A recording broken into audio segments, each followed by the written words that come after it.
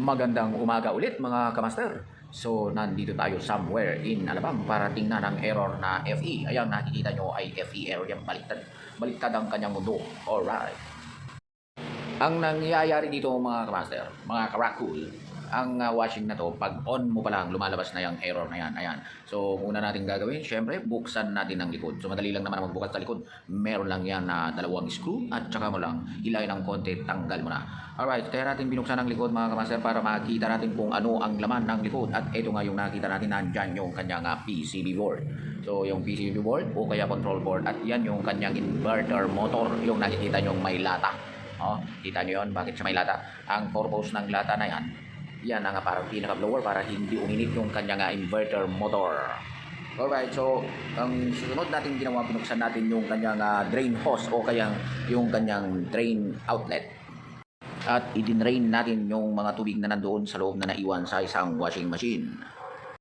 At physically mga kamaster, ang nakita natin ay may naiwan na tubig sa kanyang drum at ito yung ina-address natin o kaya yung tinitingnan natin bakit hindi nag-drain ang ating washing machine. So, dinrain muna natin ito para kumbaga, ayun, tinanggal natin ang mga naiwan na mga tubig. Sa pagkakataong ito, isarado natin ang ating drain na outlet at i-check natin kung bakit nag-error ito ng FE. So, dito pa lang, nagkaroon na tayo ng idea bakit may naipon na tubig doon sa loob at hindi nagtuloy. Oh, sarado lang natin ang lahat ng ating mga tinanggal. Then, proceed tayo sa next step. So, ang next step natin dito mga kamaster, buksan na natin yung kanyang cover sa taas. At ito yun mga kamaster, yung kanyang cover. So, madali lang, may dalawang tornilyo lang yan dyan. At saka yung clip niya dyan sa may bandang harap, yung kulay blue na nakikita nyo. Yun, dalawa yan, kabilaan. At ito yung kanyang blower. Ayan, yung nandoon, so unahan yun yung kanyang water level sensor. At ito yung kanyang water inlet valve. Ayan, so yan ang nagkukuman para magbukas yung ating water papunta sa ating washing machine.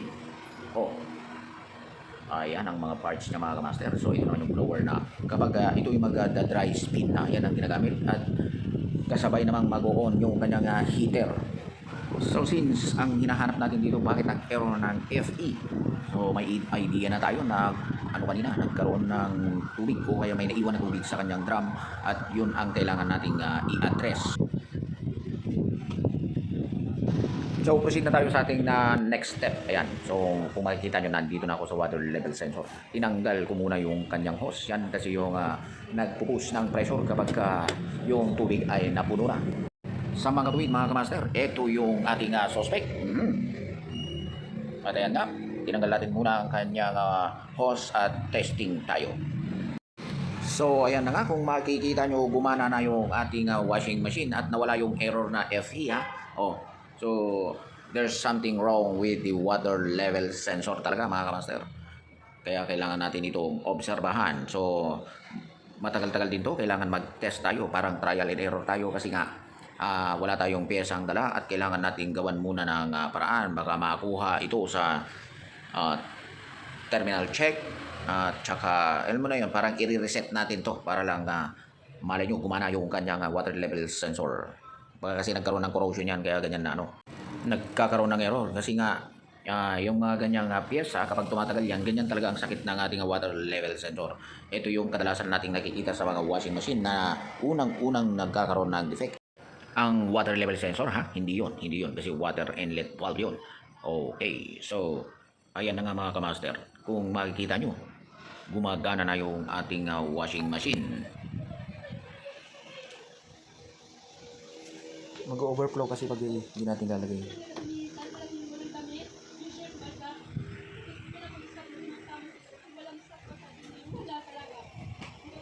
Okay, pa-operate ulit. Yan, gagana siya pag wala ito. Ano kung gamit yan? Level. Sira yung level na. So pag walang ganyan, magsosobra yung tubig. Mapupuno yung drum. Mag-overflow ka. Bastos ba ng mga ito na? Alam nila. So nagtitest tayo. Tinanggal muna natin ang hose para lang mapagana natin. Yung hose doon nasa kanyang level sensor o yung parang spaceship na nandyan sa gilid. At gumana nga ito.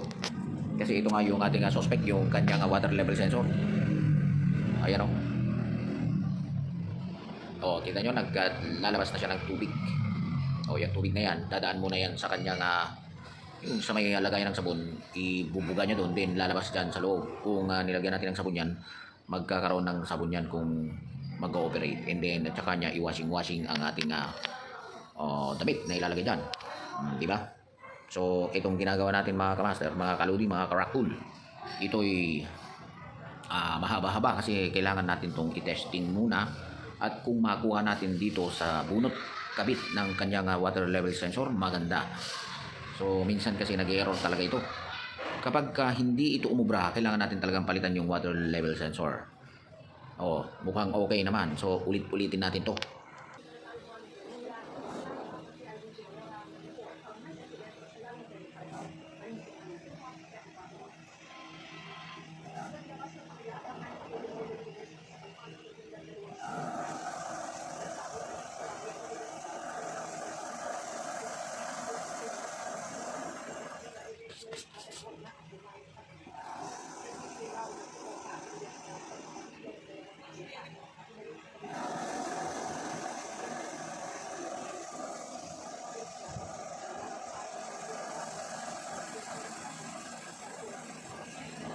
Tama ba yung ano ko?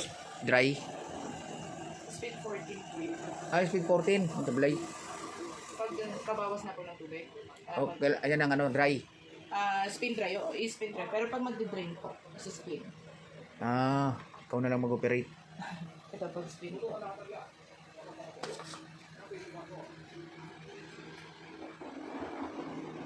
Magdi-drain. Ida-dry niya yan. Apo. So, meaning, yung inihigop na rin niya yung tubig. Apo. Magdi-drain. Wala pa. Kita mo, gumagana siya pag hindi nakakabit doon. Oo nga. Ayan, try na po. Yan. So, yan ang inaano ko. So, water level lang problema nito. Kailangan totally spin.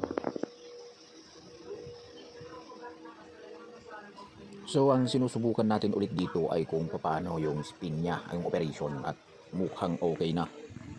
At kung mapapansin nyo, binalik ko na yung hose doon sa kanyang water level sensor. Ayun, sinubukan ko ikutin yung kanyang screw pero naka-intact pala, hindi siya nagagalaw. Okay. So, ayan na. LG na ano to? Washer and dryer.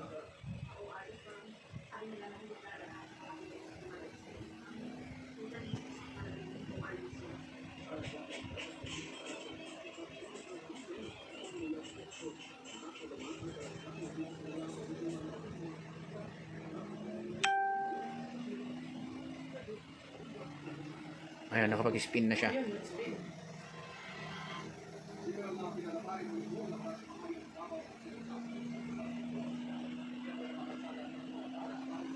Nakapag-spin siya kasi binalik natin yung kanyang water level hose.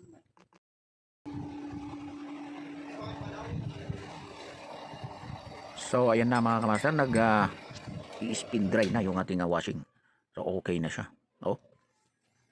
Mukhang nakuha sa reset ang ating water level sensor.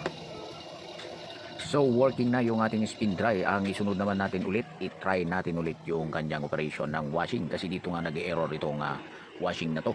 Patayin muna natin and then i-reset natin ulit. A few moments later. So, proceed na tayo.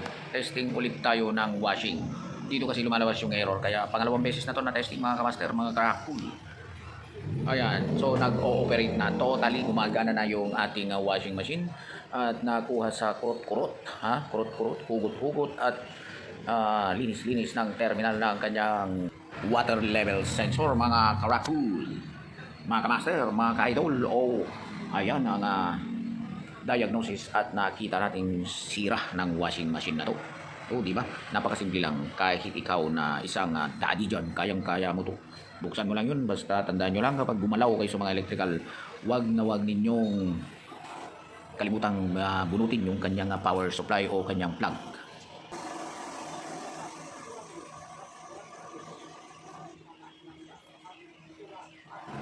So ayan na nga, working na yung ating washing machine. So natagpuan natin yung kanyang problema. Yung kanyang water level sensor. Level sensor. Ang hirap ibigkas mga kamaster. Oh, di ba? Working na. Pero sa mga ganitong case, kapag ito'y umulit at hindi pa rin na gumana or bumalik sa sira, kailangan talagang palitan yung kanyang water level sensor.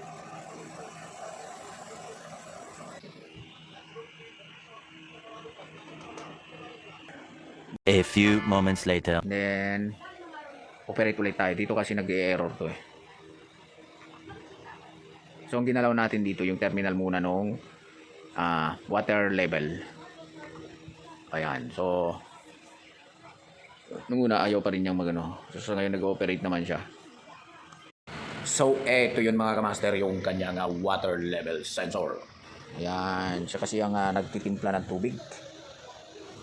So kapag nag-error yan yung kakaroon ng FE na error. Okay, so sa mga ganitong washing, top load or front load man, yan na washing machine, inverter man o hindi, kailangan ito yung mga una nating chine-check, yung mga door sensor, water level sensor, yung kanyang water inlet valve. Yan mga yan. So pagka nag-check tayo ng washing, unahin lagi natin yung mga components na yan, mga parts na yan ng ating washing machine. Tuloy na. Pero kapag lumabas pa rin yung error na FE, kailangan palitan yung kanyang water level sensor. So, sarado muna natin. So, ang nangyari dito mga kamaster, ni-reset natin. Kumbaga, binunot natin muna yung kanyang water level sensor at saka natin binunot yung pinaka-hose. Yun kasi yung pressure. Pressure hose yun kasi pag maangat yung tubig, may pressure na tumutulak dyan sa ating water level sensor at magka-cut off yan kapag fully loaded na yung kanyang tubig. At ayun nga, nakakuha siya sa himas-himas mga kamaster. Pero kapag ito'y bumalik mga kamaster, kailangan natin talagang palitan dito nga water level sensor. Yun naman ang usapan namin ni ate. Kapag ito'y bumalik pa, kailangan natin palitan ng water level sensor. At yan nga ang nangyari mga kamaster. At kung nakarating na kayo sa puntong ito, huwag po nating kalimutan mag-like, share at subscribe sa ating channel. At paki-comment na rin down below para malaman ko naman kung hanggang saan nakarating ang video na to. Maraming salamat ulit mga kamaster. Sana'y may natutunan ulit kayo sa video na to. Thank you so much. Mabuhay po tayong lahat.